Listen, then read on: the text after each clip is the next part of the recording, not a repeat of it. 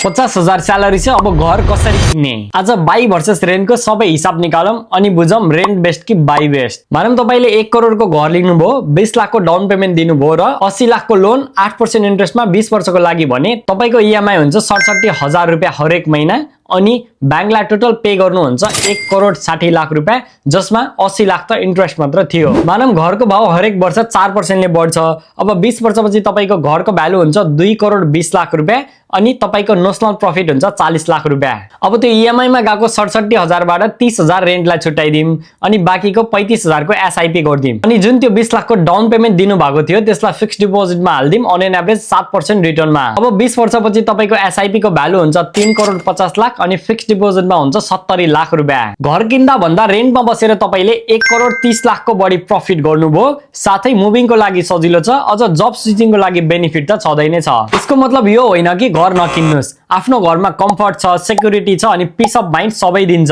घर किन्दा मात्र दुई कुराको याद राख्नुहोस्, ईएमआई तपाईको सैलरीको 30% भन्दा बढी नहोस् अनि लोकेसन फ्युचर ग्रोथ होस्। अब बाइकी रेन्ट त्यो तपाईको इच्छा। भिडियो राम्रो लागे शेयर गरिदिनु होला।